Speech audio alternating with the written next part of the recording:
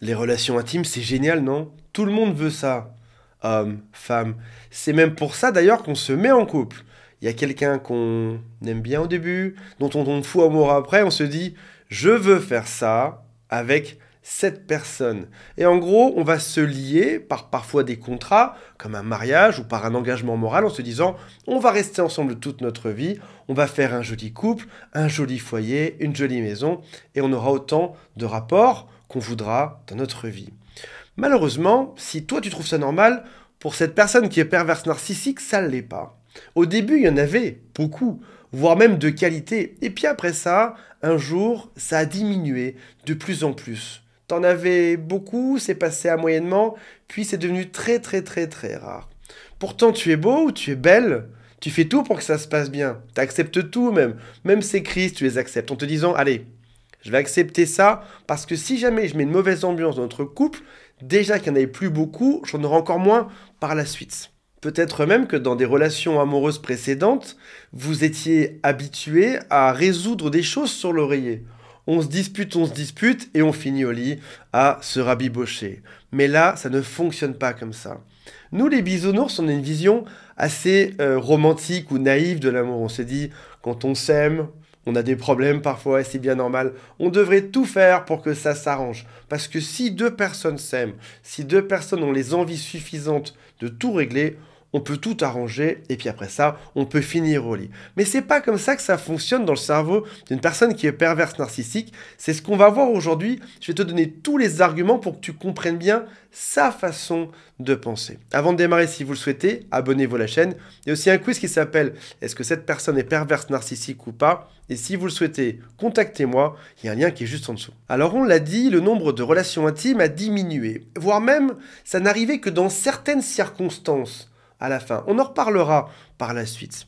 Première raison qui fait que pourquoi aller au lit avec toi? Pourquoi te rendre heureux ou heureuse? Parce que justement, ça te rendrait heureux. C'est quelque chose qu'il n'a surtout pas envie de faire sur Terre. Pourquoi est-ce qu'il voudrait rendre heureux quelqu'un qu'il veut détruire? Ça n'aurait aucun sens. Son objectif, c'est créer du manque affectif.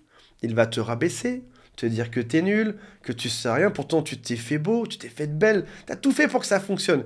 Il va te dire que cette robe est complètement nulle, qu'on dirait que t'as pris 3 kilos quand tu la portes, qu'elle ne te va pas, cette couleur est juste atroce. Il te rabaisse en permanence. T'as plus aucun signal d'affection, t'as plus aucun compliment, t'as plus aucun bisou bien sûr, il te prend plus jamais dans les bras, t'as plus non plus de relation intime. Ce manque, il va le créer dans d'autres domaines aussi, si tu réfléchis bien. Comme par exemple pour ton alimentation. Si jamais c'est lui qui est en charge des courses, tu remarqueras qu'il achète de moins en moins pour te mettre dans une forme de privation. Ton sommeil aussi. À quel moment il te fait ces crises? C'est très souvent en pleine nuit, juste quand tu as besoin de dormir ou que tu as quelque chose d'important à faire le lendemain. Tu veux être au calme? Non, ça aussi t'en es privé. Il va te créer une zone de guerre permanente. On dit que les loups vont chasser quand leur ventre est vide, parce que finalement c'est là que tout leur système nerveux va se réveiller. J'ai faim, donc je me lève pour aller combattre et pour aller chercher à manger. Et en l'occurrence, c'est ça qu'ils cherchent à faire. Ils cherchent à faire de toi un animal qui a toujours faim, qui est toujours en manque dans tous les domaines de sa vie, pour te rendre combatif. Ce qu'il adore, c'est le combat, c'est la guerre, c'est les drames. Certains clients me disent, mais je comprends pas pourquoi parfois je m'énervais, je devenais dingue. Parce qu'il t'a mis en privation dans tous les domaines de ta vie. Ce qu'il veut, c'est réveiller ton hypervigilance. Celle qui fait que tu es toujours alerte. Et c'est très mauvais pour l'organisme, on a déjà parlé dans d'autres vidéos. Il veut aussi détruire ton ego. Tu te fais beau, tu te fais belle, tu fais tout pour que ça fonctionne.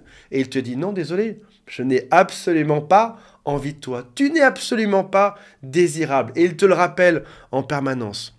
Finalement, en faisant ça, il te contrôle, il te manipule et il te donne des miettes. Alors, oui, il va t'apprendre de temps en temps que si tu lui donnes toujours raison, si tu lui offres tout, si jamais tu lui donnes de l'argent, beaucoup d'argent, si jamais tu cèdes sur tous les sujets, si jamais tu le supplies, si jamais tu te mets à terre, éventuellement, tu auras le droit une fois. Mais ça va s'espacer de plus en plus. C'est même quelque chose qui est assez typique. On parle de relations on-off souvent avec les pervers narcissiques. En gros, vous vous séparez 5 fois, 10 fois, 100 fois, 300 fois. Et à chaque fois que vous vous remettez ensemble, tu cèdes sur tout et tu as le droit d'avoir ta relation intime. Et dans ton cerveau, tu vas finir par associer de manière malsaine dispute avec relation intime. Si on se dispute beaucoup et que je viens et que je m'excuse, j'aurai le droit à une relation intime géniale. C'est même ce qui fait qu'après la relation amoureuse avec une personne qui est perverse narcissique, même si ça dure 2-3 mois, tu as toujours ça en tête. On s'est séparés depuis si longtemps que lorsqu'on va se revoir, ce sera une relation intime gigantesque. Parce que c'est ça qui t'a appris là-dedans. Une autre raison qui fait qu'il ne te donne pas ce que tu souhaites au lit, c'est parce que ça reste une performance. Il n'y a jamais eu d'amour, il t'a jamais aimé, il t'a jamais considéré, il t'a toujours vu comme un ver de terre, comme, je sais pas, une souris, un ordinateur. Tu sers juste, t'es utile, t'as un rôle qui est fonctionnel. On n'est pas sur de l'affection, on est sur une personne qui va incarner le rôle d'un homme amoureux ou d'une femme amoureuse. Toi, tu vois ça comme une relation amoureuse? Toi, tu vois ça comme quelque chose d'important qui réveille ton cœur. Tu vois en plus une personne qui te dénigre. Tu fais tout pour que ça se passe bien. Lui, pas du tout. C'est une performance d'acteur, comme à Hollywood. Ça nécessite du travail, ça nécessite aussi du mensonge, et surtout, ça nécessite aucun amour. Donc ça veut dire que avoir un rapport intime avec toi, ça nécessite qu'il se remette dans une performance qui est très intime avec quelqu'un qu'il n'a jamais aimé de sa vie. Imagine-toi devoir te retrouver au lit avec quelqu'un dont tu n'as jamais été amoureux de toute ta vie. Ce serait compliqué. Quelqu'un pour qui tu n'as aucun sentiment. C'est ce qu'il vit au quotidien, avec plein de personnes différentes, durant toute sa vie. Il n'a jamais aimé personne, mais il a dû faire croire en tant que bon acteur qu'il avait du plaisir quand il était au lit. Troisième point, il n'aime pas qu'on soit aussi proche de lui. Il a mis cette carapace depuis son enfance pour pas qu'on sache qui c'est. Il t'a livré des secrets sur lui qui sont faux. Il t'a parlé de son enfance qui était faux aussi. Il t'a même parlé de son ex, c'était totalement faux. Parce qu'aujourd'hui, il parle faussement de toi à la nouvelle personne qu'il fréquente. Il n'aime pas l'intimité au sens large. Il n'aime pas se confier, il n'aime pas se dévoiler. Parce qu'il a compris quelque chose très rapidement. Quand tu te livres, tu es fragile, les gens peuvent en profiter. Donc il t'a livré des choses fausses, par contre toi tout ce que tu as dit, il l'a enregistré pour pouvoir t'attaquer dessus par la suite. Donc il n'aime pas se confier, il n'aime pas l'intimité, il n'aime pas se lâcher. Tu as peut-être même ressenti parfois une forme de froideur, soit au lit, soit quand tu l'embrasses, soit quand tu le prends dans les bras. On m'a déjà dit quelque chose, dites-moi si c'est vrai en commentaire ou pas, on m'a déjà dit c'est bizarre parce qu'il me disait qu'il voulait m'embrasser, moi aussi j'avais envie de l'embrasser, je l'aimais, mais au moment de toucher ses lèvres, c'était comme un sac de viande froid, c'était comme une espèce de matière étrange. C'est comme si l'autre était inerte. Quatrième raison qui fait qu'il n'a pas envie de relation intime avec toi, c'est qu'il est déjà sur d'autres dossiers. Alors dans ta tête, je pense que au fil des vidéos, tu as dû comprendre que vers la fin, il était en train de se tourner vers d'autres personnes. Mais si tu y réfléchis un peu plus, j'ai déjà expliqué le fait que juste après la phase de lune de miel, qui dure quelques mois en général, 2-3 mois, il a commencé activement à rechercher d'autres dossiers. En gros, c'est d'autres proies avec qui il va pouvoir aller juste après la relation avec toi. Donc en gros, après la phase de lune de miel, au bout de 3 mois, il était déjà dans autre chose. Pourquoi est-ce qu'il irait avoir des relations intimes avec toi, sachant que dans sa tête, tu fais pas partie de son futur, pas du tout, et il est déjà en train de voir ailleurs. Toi, au fil du temps, tu commences à percer son jeu, à comprendre à qui tu as affaire. Alors déjà qu'il t'a jamais aimé, en plus il faut qu'il accepte que toi t'es de plus en plus dur à manipuler, ça donne vraiment pas envie de faire un effort. Pourquoi est-ce qu'il aurait besoin de se réconcilier avec toi? Il a qu'à attendre pour que tu acceptes tout.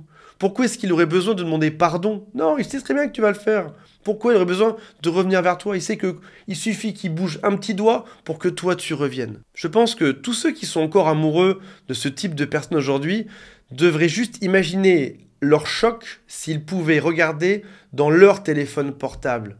Savoir à partir de quel moment ils ont commencé à draguer ou à séduire ailleurs. Alors, je te rassure, hein, si tu étais dans la relation, si tu as regardé, ils sont malins.